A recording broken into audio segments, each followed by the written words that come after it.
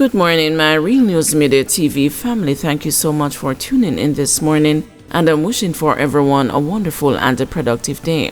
Please remember to leave a comment, like, and share. And in the news this morning for February 10, 2024, prisoner escapes Morgan's Bridge lockup. As Prime Minister Andrew Holness toured the Greenchill Division in Westmoreland on Friday night, lawmen at the Morgan's Bridge police station were busy chasing a prisoner who escaped from their holding cell. According to the news source, the escapee got away while the police were releasing another man on bail. The police could be seen attempting to catch the escapee as they chased him through the community. However, their efforts did not yield any success. The escapee is still at large. It is unclear what offenses the man was in custody for. Holness and his team have been touring the parish since Friday morning. After meeting with supporters in Seaton Crescent, Russia, and Edesta in Savannah Lamar, he made a stop in George's Plain and later Grange Hill. The incident did not cause a disruption to the tour. Bloody Friday in Clarendon as 3 people shot, 2 fatally. 2 people are dead following a shooting in Trout Hall near Frankfield in Clarendon. A third person is said to be hospitalized following a Bloody Friday afternoon in the parish. Details in regards to a motive for the killings are sketchy at this time. Police are investigating. Cops seek persons of interest after firing and handling of guns in social media videos. The Kingston Western Police have named several persons of interest following the release of 2 videos of people handling and firing high-powered illegal firearms. Head of the division, Senior Superintendent Michael Phipps, said the videos have drawn the interest of the police after lawmen observed them on social media. In one of these videos, a group of men were seen discharging high-powered rifles, and in the other, a male and a female were observed with what appears to be an illegal firearm, actually demonstrating how the weapon is to be handled, SSB Phipps explained. In the instances of the discharging of the rifles, our investigators have identified the location to be an area known as Angola in the Arnett Gardens community. In the second instance, our investigators have determined this particular location to be somewhere in the Denhamtown community, both within the Kingston Western Division, he said. In the Arnett Gardens video, the police are seeking Kareem Odian Martin, otherwise called the Troubles, Kemar Andre Campbell, otherwise called the Doggy, Stuart Burton, otherwise called the Bing, Steve Augustus Martin, otherwise called the Keji, Colin Nathaniel Rose, otherwise called Adam, a man known only as Heartless, and a man known only as Tevin. In the other video in Denhamtown, lawmen are seeking a woman called Brittany and a man called Daniel. SSB Phipps added, "We have since identified the men and the women to be those persons so named as persons of interest, and as such, we are desirous of speaking with them. We are therefore asking that these persons report to the Denhamtown CIB by 6 p.m. Monday. In the meantime, lawmen are seeking the public's assistance in locating these persons.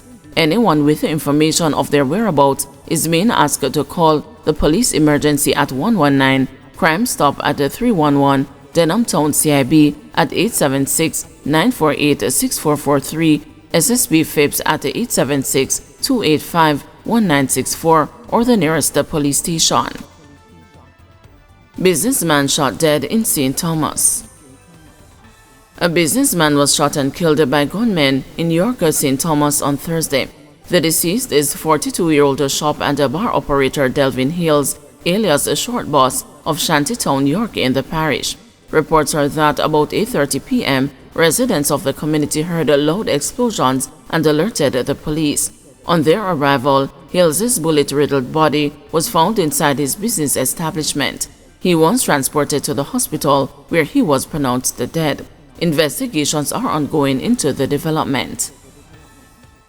Spanish Town security Indian among 2 booked for $2 million St. Mary theft. 2 men, including one from Spanish Town, St. Catherine, have been charged with shopbreaking and larceny and receiving stolen property following an incident in Highgate, St. Mary between Sunday, January 28 and Monday, January 29. They are 57-year-old Rupert Abu, otherwise called Indian, a security guard of Cool Lane in Spanish Town, and a 32-year-old lumberjack machine operator, Jerome Abu, of Newport District in Richmond, St. Mary. Reports from the Highgate Police are that a man securely locked up his business establishment and left on January 28. He returned the following morning and discovered that the place had been broken into and several items, including a power saws and a tool pan, collectively valued at over $2 million, had been stolen. A report was made to the police, and following an investigation, both men were taken into custody and the charges were laid against them. They are to appear in the St. Mary Parish Court to answer to the charges. Curfew imposed in sections of Kingston 16. A 48-hour curfew has been imposed in sections of Brownstown, Kingston 16. The curfew began at 6 p.m. on Friday, February 9, and will remain in effect until 6 p.m. on Sunday, February 11. The boundaries of the curfew are north along Cumberland Avenue and Lincoln Avenue from Upper Ellison Road to North Avenue, east along North Avenue from Cumberland Avenue to West Avenue, south along Windward Road from West Avenue to Upper Ellison Road, west along Upper Ellison Road from Windward Road to Cumberland Avenue. During the curfew, all persons are required to remain within their premises unless otherwise authorized by the ground commander. JLP expels 7 arising from nomination day activities. The ruling Jamaica Labour Party has expelled 7 members who have nominated themselves as independent candidates or candidates for the People's National Party for the upcoming local government election. Those booted are Ner Patrick Smith from the Palmer's Cross Division, Omar White from the Riches Division, Eric Wint of the Martha Bray Division, and Romaine Morris from the Moko Division. Also out of the JLP are Leroy Dunn from the Guys Hill Division, Keith McCook of the Red Hills Division, and the Georgia Planter of the Papine Division. The JLP says that the move is in keeping with regulations which prohibit members from running against an approved candidate of the party. As such, the actions of these members necessitated their expulsion, it said in a statement on Friday. The JLP says it acknowledges the efforts and the contributions of these individuals during their association with the party. However, the party emphasizes its commitment to maintaining unity and discipline among its ranks, especially during crucial electoral periods. Looking ahead, the Jamaica Labour Party remains steadfast in its support for its endorsed candidates across various divisions. We are confident in the leadership abilities of our candidates to effectively represent their constituencies and uphold the party's values. NMIA employees implicated in multi-million-dollar drug bust. 4 employees at Norman Manley International Airport were among 6 people arrested during major anti-narcotics operations in St. Anne and at the airport on Thursday. Cocaine valued at more than $20 million was also seized in the operations involving employees at NMIA. The narcotics police say they seized 3.8 kilograms of cocaine, 55 pounds of ganja, 3 motor vehicles, and over $1.2 million in the coordinated operations at the airport and in Oterios St. Anne. In the first operation, the narcotics police intercepted and searched 2 motor vehicles at the 8 Rivers Plaza in Oterios, which led to the discovery of 3.8 kilos of cocaine concealed in food packages. The police also arrested the drivers of the vehicles and seized $118,000. 2 hours later, the cops carried out a raid at the Norman Manley International Airport in Kingston. A motor vehicle was searched, which resulted in the discovery of 25 kilograms of ganja concealed in a suitcase inside the trunk of the car.